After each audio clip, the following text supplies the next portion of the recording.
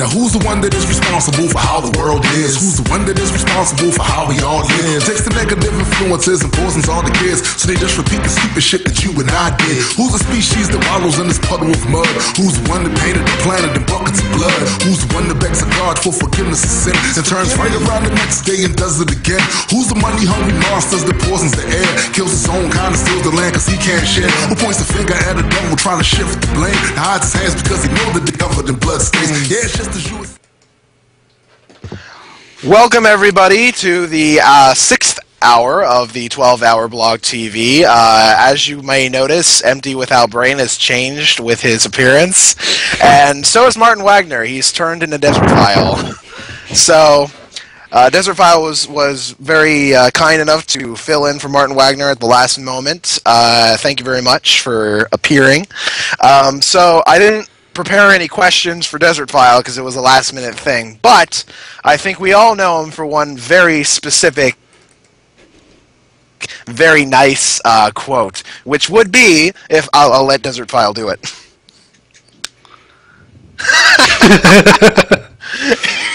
Just that's great.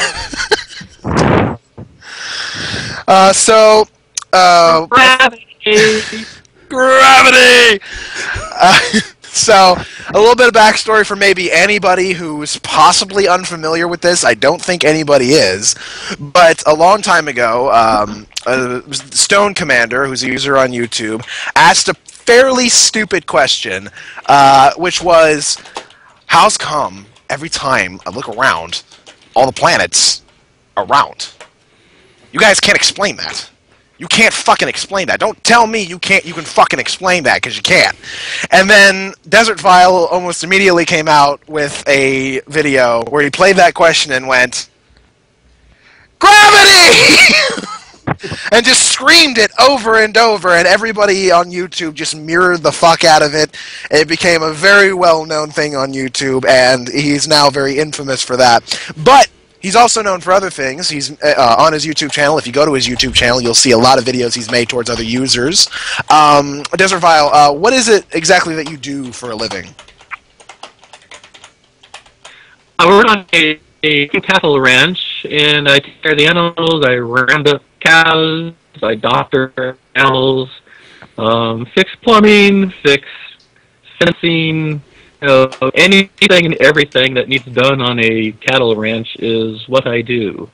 And for the past 3 years, we've actually had 2 cabins here at the ranch being rented out.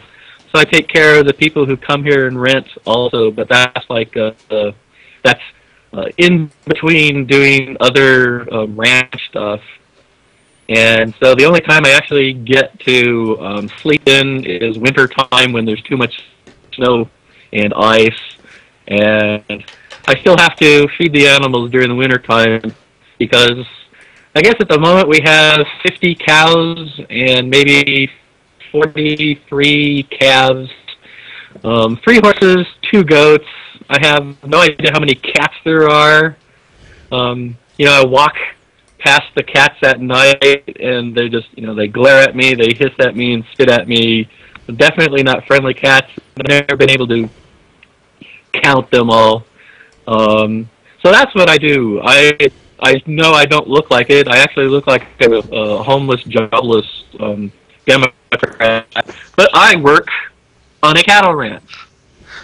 Well, you certainly do live in something. Your name is DesertPhile, so clearly, I think using inductive reasoning, we can come to the conclusion that you live in a desert. Would that be about accurate? That is correct. This is, actually, they call it sub-alpine, but the moisture content, the precipitation qualifies for a desert, yes. We have a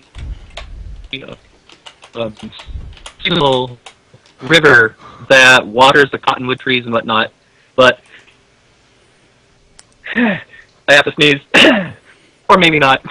Where was I? Yes, we have underground water, but the region itself is very much desert. Of course, before I came here, I stayed out in the desert, the East Mojave, which is a whole lot more deserty than here. Mm-hmm.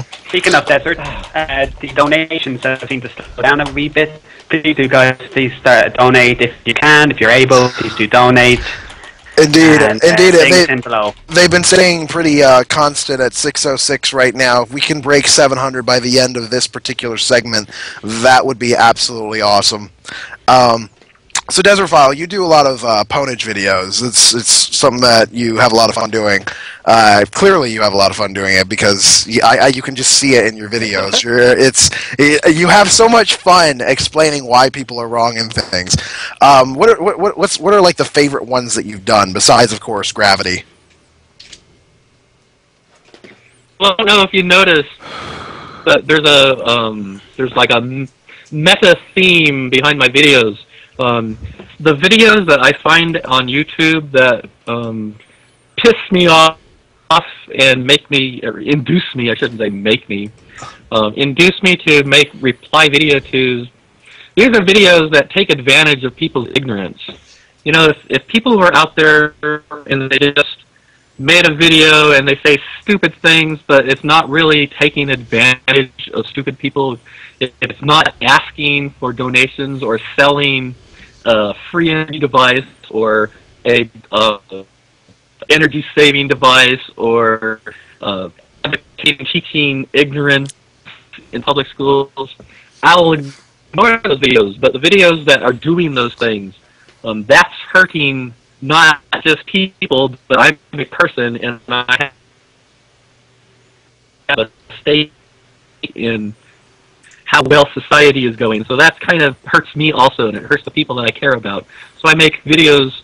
A lot of times I'm not actually addressing the people who make those videos, but I'm addressing people who might watch them, or people who have questions about, well, could this be true? Right. I'm addressing those people. And you'll also notice that in many of my videos I have no intention at all of answering their questions or refuting their assertions, because I've done it over and over and over and over again. So it's pretty much pointless. I think the video that I like the best, the recent one with Caitlin on the horse, I think, you know, because look at this face, look at her face. I mean, is there a contest? No. You said that. You said something that we really should... Oh, by the way, we are featured, so we have a lot of viewers. If you guys come down to the Blog TV that we're featured on, we are raising money for homeless people, and there are donation links down below in our channel. Nice 450 freaking viewers. So hopefully we'll get a bit of an increase in our donations for now. But anyway, you talked about the fact that when you debunk videos, you're not doing it to convince the people that make the videos that they're wrong. You're doing it to convince the people who are watching the videos that they're wrong. And that, I think that's a running theme for just about everybody who makes these kinds of videos. Because I don't think, for instance, Potholer and The Amazing Atheist and other people have made videos to MegaSage007, who's a geocentrist that thinks that the world is standing still. I mean, no one thinks that they're going to convince this guy that the world isn't the center of the universe and that it is in fact moving and all that kind of stuff. But also, I don't think a lot of people like listen to him and think that he's got a point. So I think part of it has to do with spreading information, and the other part has to do with how much fun it is to point at demonstrably stupid people. I think that's a big part of the videos. You know, you asked me what my favorite video is. I mean, besides Caitlin on the horse, I think it was Casey Your Poo, my music video. I forget Casey's last name. You know, she had that annoying, prissy little face of hers. You know, the teaching boys how to masturbate in public school. That is, I think, is my favorite video that I've made. You know, because I worked hard on that song, and it even won a Ponage Lyric Award. So I'm kind of proud of that one. I have not seen your singing, but I really do want to now that we've gone through this, and after this I'll have 4 hours to myself to relax for a little bit. I really do want to go and just see a few of your music videos and see how your singing is, because that's just great. To make a video singing about people, I don't know. Kitch, you have anything you want to ask? Yes, it's going to relate to the video question, but what claim have you heard from creationists and other pseudo-scientists that you have found the most irritating and the most hilarious, that you've just had to just laugh at?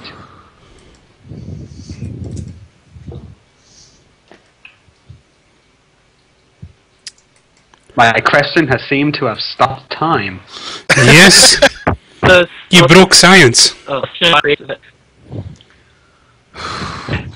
We're having technical issues, just like always in this freaking show.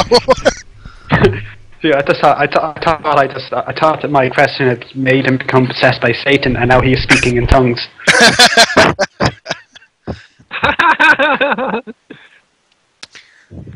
I think it's the assertion that evolution is a religion and not science. That pisses me off. Yeah. Like what the hell is the religion of evolution? And one of the things about that is it is really a very vague claim, because it can be the religion of atheism, it can be the religion of science, it can be whatever they want to call it, whatever it is that they feel like denigrating, they can say simply by saying that it's a religion. But what exactly are they trying to do by saying it's a religion? So, like, even if it were a religion, so what? It's still demonstrable. It's still empirically true. We can still figure out that evolution is a fact. It doesn't matter. It doesn't matter if you call it a religion or not. That doesn't denigrate the discoveries that it's made.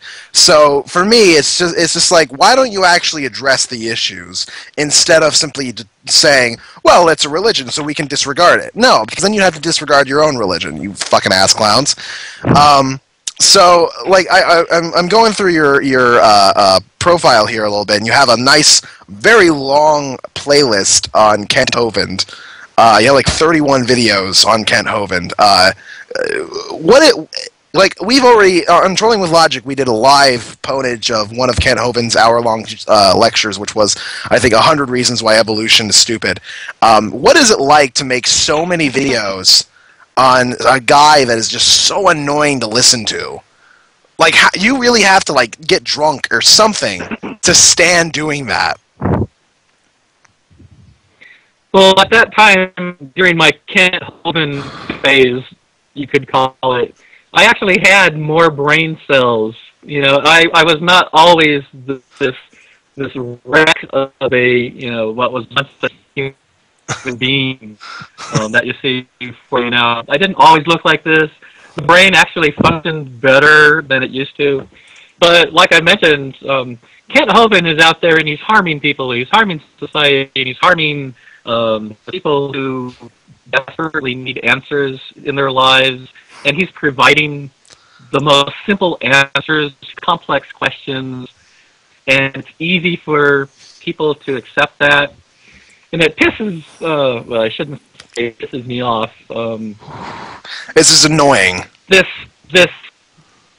more than annoying. And you asked what it did to my brain. Not only did it kill brain cells, but it also induced me to look up, why is Kent Hovind not just wrong, but why is he saying these things? Why is he making these assertions? Because in a lot of cases, Kent Hovind has a agenda, and some of what he claims is really clever to further that agenda. You ask why a whole lot of creationists. Yeah, but they should really, if they can put smoking labels on, if they should put health warnings on smoking packets, they should really put health warnings on creationist videos.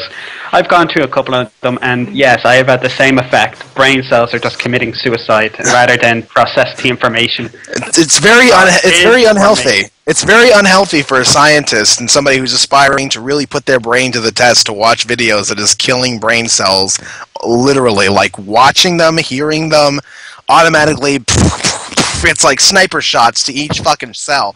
Like, really, the people who know what they're talking about should just stay away. And that's something that I agree with Richard Dawkins on. Just if you are a biologist, if you are a scientist, these guys aren't worth your fucking time. Leave them to the layman, because a layman can debunk these guys without too much problem. I can do a wiki search on half the shit they say and find out what was wrong with what they said. It doesn't take that much effort. I don't need a higher education to know that when Kent Hovind says you're teaching your students that humans came from a rock. I don't need a higher education to know that that is absolutely retarded and figure out exactly why. God, Lundi, that was a very good impression. I think I just lost a couple of brain cells right there. Impressions are my shit. I was Deepak Chopra for a little bit. I can do that. We're still at 6:00. Oh wait, we went up. We went to 616. We've got 660 some viewers. Well, 50 some viewers. God damn it! It keeps switching on me. I don't care. We've got a lot of viewers. Please come to the channel. Look at the links below. Please donate some money to the cause. It's homeless people. They need the money. They need the supplies. They need food. They need everything that they can get from us. And if you guys can help out at all, please donate. Yes. Getting back on track here. Another thing that I notice in your repertoire of videos, you have 44 videos on evolution and evolutionary theory. So, how much research would you say that you've done on evolution? I don't know if you're familiar with Usenet Talk Origins news group, but that started about 16 years ago. I've been there ever since. I used to know, the really famous creationists that used to post in Talk Origins, like Ted Holden. He was a follower of the Velikovsky's world in collision cosmology, where the planet Jupiter ejected Venus and bounced around the solar system, and it split the Red Sea so that Moses and the Israelites could, walk across dry and stuff like that. So much of what I learned about evolution was on the street, sort of speaking. No actual formal training in evolution or evolutionary theory. But there's a hell of a lot of that Talk Origin stuff up here in my head, and I dream about it sometimes.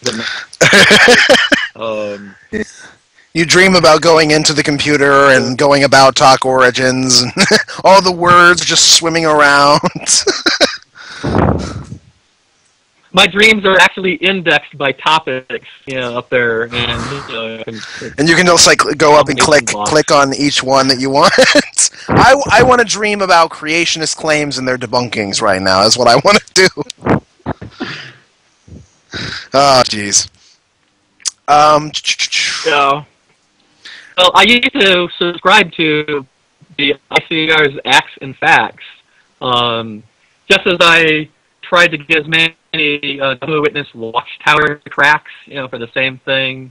I actually attended as a hostile witness with video camera to the Back to Genesis sermons, I guess, like 3-day sermons at Southern California, San Diego area, Irvine, California, stuff like that, and took notes, and then reported back in FidoNet. I don't know if you remember FidoNet, but they had a message echo called Holy Smoke, and I would write up what the creationists were doing, the attacks that they were making on science, public schools. And oddly enough, I remember there was a teacher in San Juan Capistrano, California, who was insisting that evolution was a religion, and to teach it violated his religion, because instead of teaching the religion of evolution, he's allowed to teach Christianity, or none of it should be taught. I think that might be the motivation for Walton. these people are saying that evolution is religion. If it's religion, you're not allowed to teach it in public school. Yeah, I do think that's but it can still be called science. If a religion is based on science, then that science can still be taught in the classroom, which would be my thing. So either we have a science class at all, or we allow religion to be taught, other religions to be taught, and completely get rid of science, or completely get rid of everything altogether. Those are our options, and I think we should just say, well, you can call it a religion if you like, but it's still a science, and science is allowed to be taught in classrooms. Science is required to be taught in classrooms. So even if you want to call it a religion, I'm sorry, but it's still going to be taught.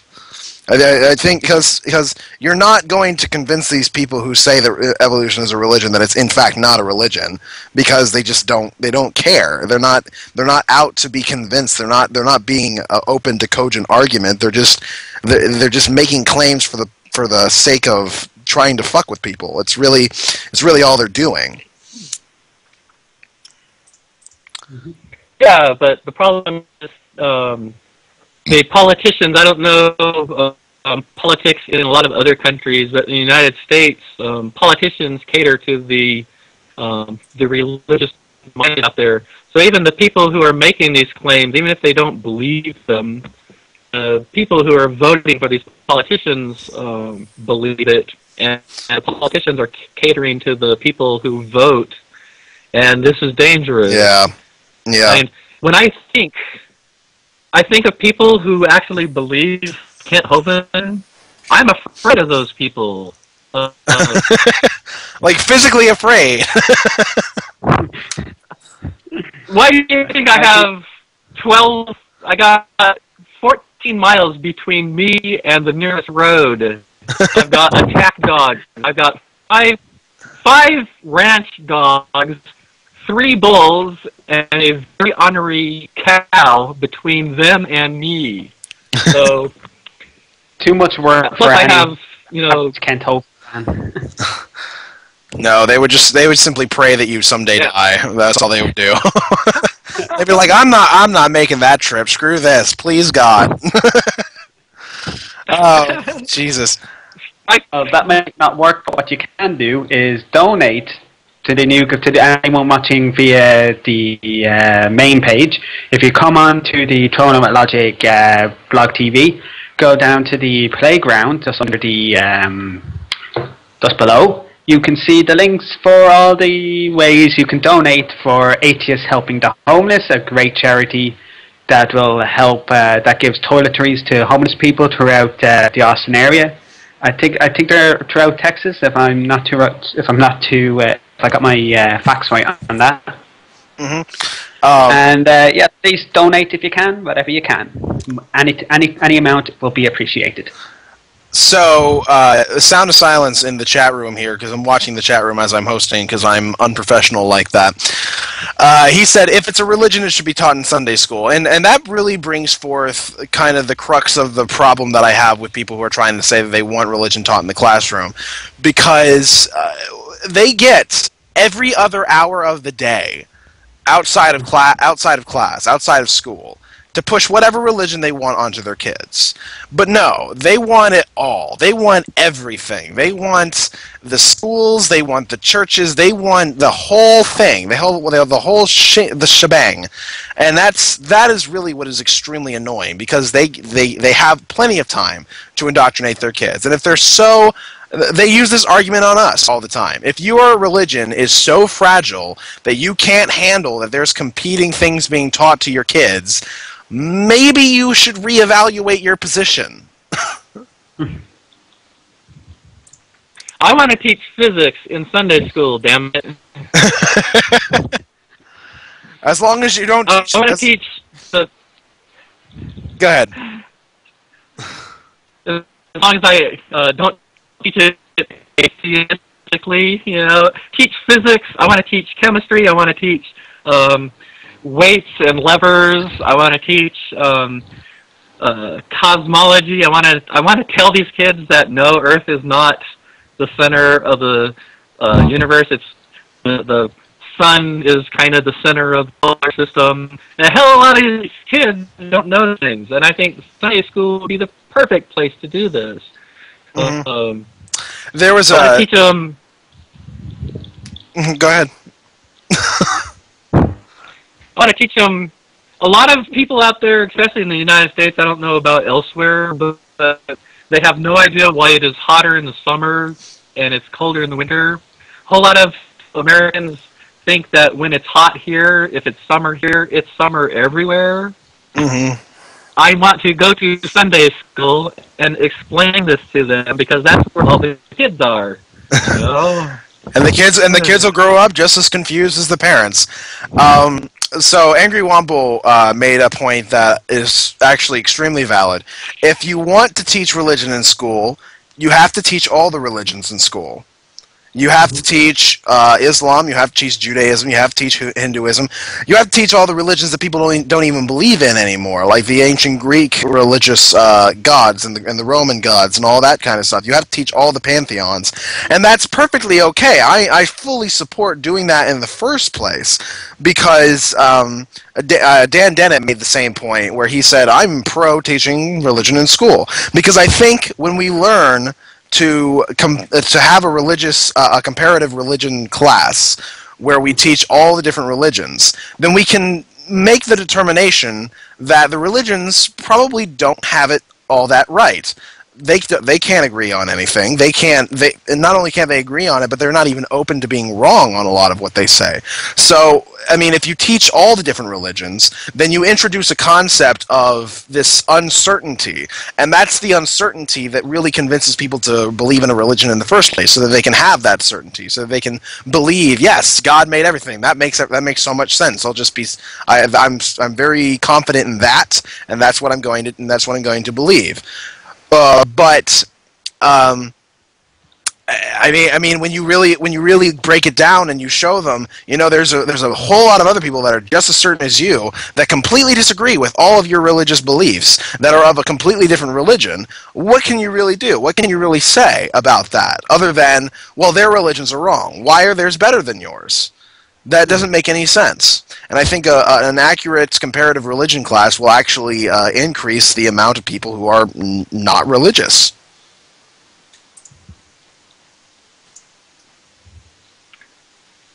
Well, I want to, I don't know if you've read the Epic of Gilgamesh or if you're familiar with the Babylonian goddess Inanna, but she's one of my favorite deities.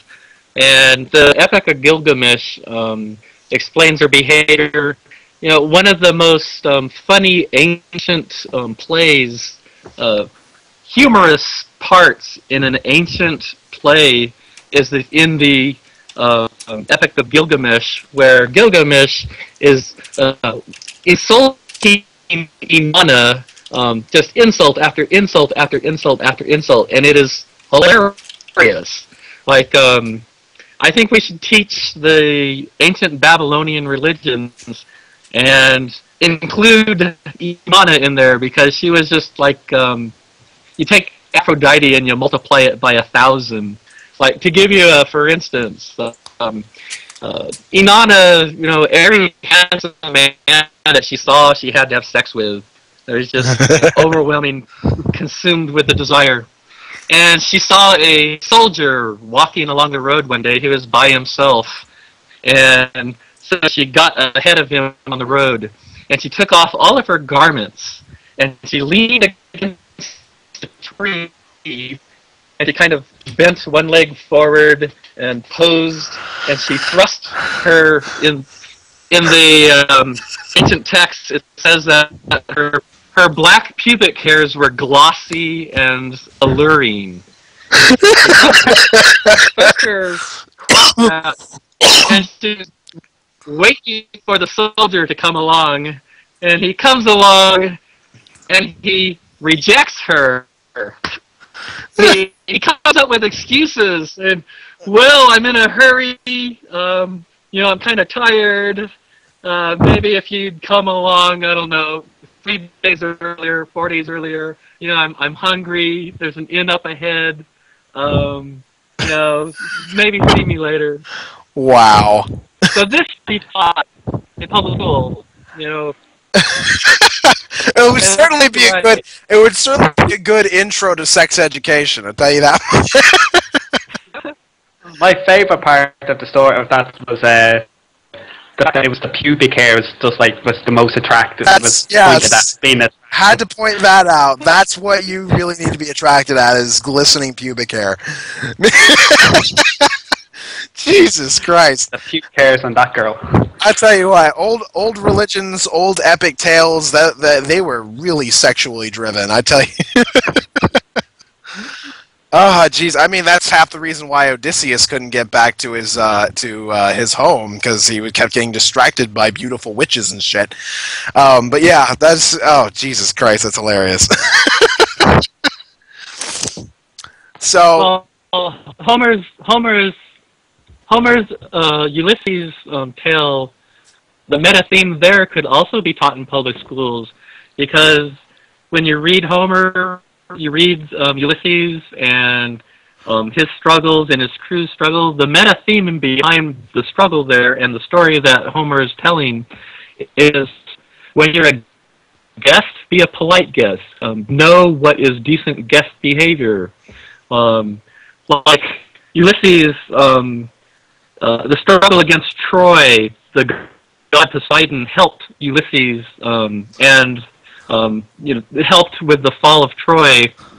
But Ulysses neglected. He thanked every single god except Poseidon, and Poseidon got upset about that. And so, of course, Poseidon blew Ulysses and his ship way off course and made him wander for years and years and years. And in that wandering, Ulysses and his crew meet up with people on different islands, and the crew acts like barbarians. Ulysses acts like barbarians. When the host tries to be a decent host, the crew acts like barbaric guests. Even the Cyclops, I forget his name, when they came upon a house that was empty, the Cyclops' house, the crew just helped themselves to the food and the wine. They slaughtered a sheep, and this is incorrect guest behavior. Every single event, like the witch Circe's, when the crew and Ulysses came upon her island, they acted like savages, not like decent human beings. And Circe's stood back and they saw this behavior of them. They slaughtered her pigs without asking. They burned down some of her sacred wood to roast the pigs without asking. And so, of course, Circe turned the crew into pigs. Say, how do you like that? So you can teach this in public schools also. And I don't understand what we don't. I have no clue why we don't do it. Well, actually, to be clear, the reason that I know about Homer's Iliad and all that kind of stuff is because that was taught to me in school. It wasn't taught in any sort of religious studies. It was taught in English class. One of my early English classes in high school, where she would give that book to us. She even showed us the movie that was made based off of it, the old movie, and that's kind of how I learned. I don't know how many schools do that, but I mean, to me, one of the big reasons that I got into mythology in the first place is because the stories are extremely fucking interesting. There is a literary element to all mythology and even all religion.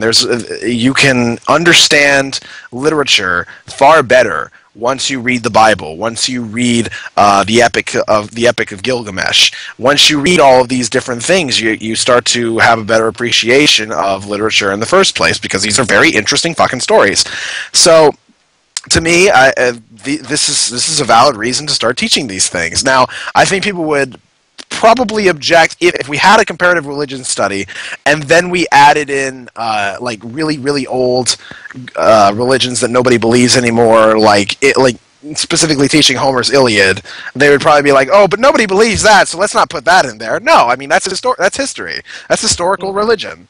So you have to put that in there. And I think people would probably be a little afraid, because Homer's Iliad is a lot more interesting than anything that you'll find in the Bible. And I think that's one of the threats. It's just like, oh, well, if they read the Iliad, they'll understand that the Bible is actually not all that interesting, with all the begats and the begats and the begats, and all the different just wars that just take place what seems to be randomly. It's a great thing. The Bible's great to read if you want to have an appreciation of literature, but it's not that great a book. It's not. It doesn't have those interesting stories in it. Real quick, since we're not featured anymore, I just feel like I should still say this. We have 119 viewers. We are raising money. We would love for you to donate more money to the whole cause. If you want to know what the cause is, it's Atheists Helping the Homeless. It's in Texas, and I'm sure all the homeless people would be extremely happy if you were to donate something. So, and some guy in the chat named Concord327 says if you donate $20, he'll watch any video that you recommend. So that's something. Moving on here, another one of your playlists is energy, free energy, magnetism, and what's the other one? Gravity. What exactly are the videos that you've made about like energy and magnetism and all that? Well, that's another part where I get miffed at people selling free energy devices. Actually, they sell the plans for free energy. And a lot of these devices that they sell or claim to be selling, actually they sell investment opportunities in developing these free energy devices. And this is harming people also. In those videos, I started out trying to explain basic physics, saying, yes, the magnetic field can be used to convert one form of energy into another form of energy, usually electricity into a motive kinetic energy. Magnetic fields can be used to do that. But to actually use a magnetic field and no source of energy to produce motion and therefore perform work, a hell of a lot of people out there believe that can be done. And they're actually putting their money on that. They're actually investing in these so-called businesses where these businesses claim that they're trying to develop these devices that will do that. And they're also, some of these people are selling plans where you can make free energy devices. And that annoys me because that's hurting people. It's taking their money and their time away from them. There are some people in the chat that are kind of bitching about the name Atheists Helping the Homeless. We went over this in the first hour. The only reason that it's called Atheists Helping the Homeless is just to show that atheists care about people. That's all it is. There's no preaching. There's no atheists giving you a plate of spaghetti and saying, "Hey, by the way, we're atheists and we're good people and you should be an atheist." There's none of that. If anybody wants to know where the money would go, how it would work, the co-founder of the organization, Joe Zemecki, has a YouTube channel called AA Joey Joe, where he gives videos showing exactly them helping the homeless. There's no scam involved. There's no preaching involved. It's all just helping homeless people. And if you don't, if you still don't want to help homeless people after that, I don't know why. But that's the only reason that it's called that. Just letting you guys know. I just want to ask DesertPhile, have you ever heard of the, speaking about free energy, have you ever heard of the water-powered car? Mm-hmm. Often! Many times! Yes, that was one of the things I just had to respond to because it's just ridiculous. The car is providing the power to... The car is providing the power to split the water, and then the water recombines and gives you the exact same energy, in theory. In practice, considering that the energy conversion isn't 100%, you are actually wasting energy. And that one just really hurts my brain. Just people to actually think this actually might work. best case, you might be getting, I don't know, maybe 48% efficiency, but usually you get maybe 17% on your electrolysis device. 17% of what you put in, you're getting out in oxygen.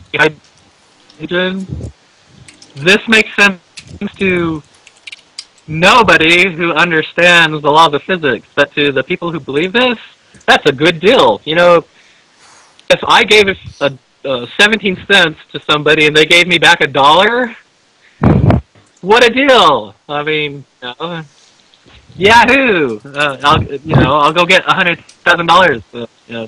I'll borrow the money from the bank. Can't imagine what they could be thinking. Neither do I. I think that's why really good science education should be a priority in all education systems throughout the world. Just to prevent, this can be really solved by just telling people about chemical bonds. Just all chemical bonds require the same amount of energy. Doesn't matter where the oxygen comes from or where the hydrogen comes from. The amount of energy it takes to split a bond is the amount of energy it will release upon forming a bond, and vice versa for endothermic reactions. Yeah. We appear to have a call. We tell these people. I have video problems, and we appear to have a caller lined up who wants to call in. I see who we have. This will be good. Professor D. Dr. F. Rod wants to make a call into us. That should be very interesting. Is my camera working? I can see myself. He's my hero.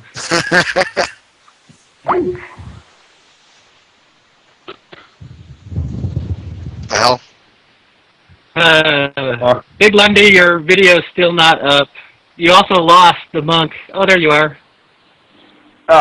You can see me now? There he is. And there's... Yes. We've got him. Hello, can you hear me? I can hear you. Yes, fine, Doctor. Yes. Good day. I'm Professor Friedrich Schraut from the University of Leipzig in Germany. And I have a question to this Mr. DesertPhile.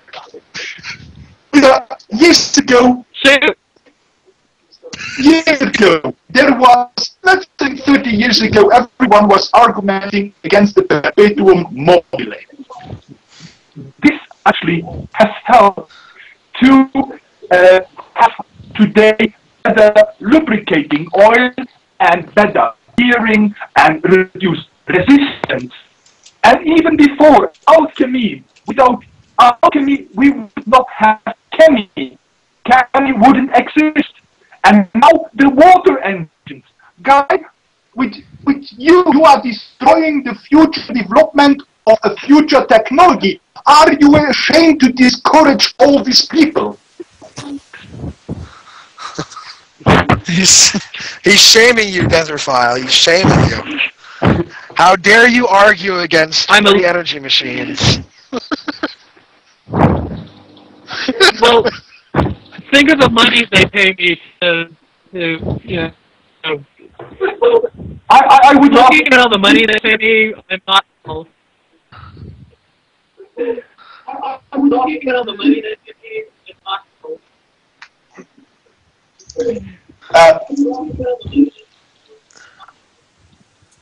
This was only a short question I had, but I would also join something for your discussion which you had before.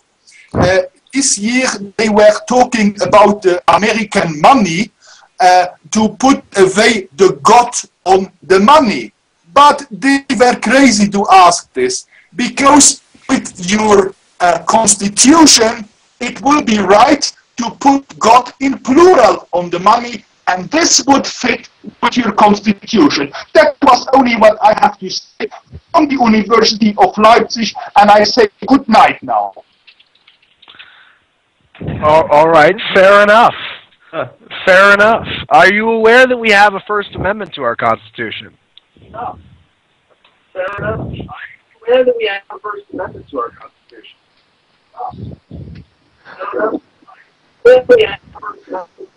And that First Amendment allows us to say that church and state should be separated. What do you think about that? Do you think that's a good amendment?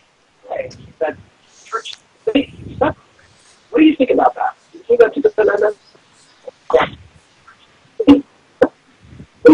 This is a good amendment, yes. Because you have to spare, or you take all, and when you take all. And this was the wrong argument that they made. Because what is with the 3,000 Hindu gods? Because Hindus are also American people.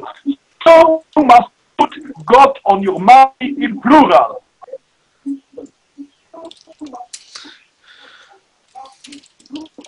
Now, doctor, what exactly are you a doctor in? Of everything. On everything. Would you mind, real quick, would you mind explaining to me, because I've never really gotten it, and Kitch cannot talk to me in a way that I understand it. And since you're a professor and you teach this stuff, can you explain to me what a single nucleotide polymorphism is? Could you explain to me what a single nucleotide polymorphism is? Yes, but it would take very much time, and it would explode the time what you have here on the internet. But if you want a real teaching, I will invite you to my YouTube channel. I can give you all the teachings and all the studies we make in our university. That sounds fantastic. I will very much look forward to going and looking at your videos. I think you have a lot to teach me, Professor. I think you really do. Was that everything that you wanted to ask? I wish you a very good night. You have a good night as well, Professor. We just had an extremely intellectual person, intelligent person, call in to the show. Michael Shermer, eat your heart out. Yeah. Lawrence Krauss, eat your heart out. Oh, jeez. I'm being contacted by another person who wants to call in. They'll be contacting Zulu, I think, on Skype. As a person who apparently has experience with being homeless and would like to speak real quick on the whole issue before we go off here in about 10 minutes. Apparently he's having a few technical issues, but I think anybody who speaks from a position of experience when it comes to homeless problems, they can certainly look at it in a way that it's a super empathetic way. They've already been in those shoes. They don't have to place themselves in the person's shoes. They've already been there. I'll go ahead and let. I'm gonna. Sorry, I got to do some stuff. In order to contact this person, Kitch and DesertPhile, if you can, real quick, have a little conversation while I try to contact them. Sure.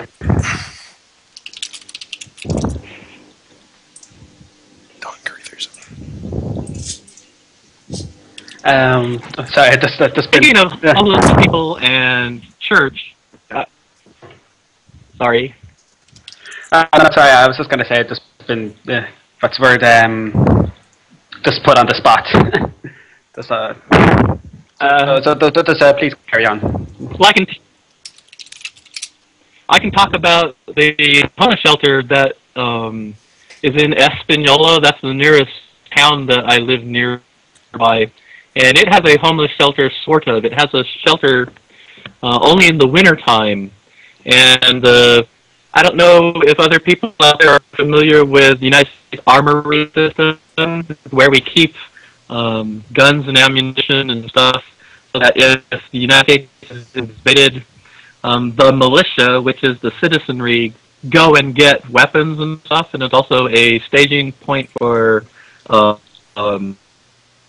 National Guard, local and stuff. In the wintertime, they open up the armory for the homeless people. and they try their damnedest to feed people, but it's all on donations. And a couple of the local churches, such as the Rock Christian Center in Espanola, collects food and clothing and other items for the homeless.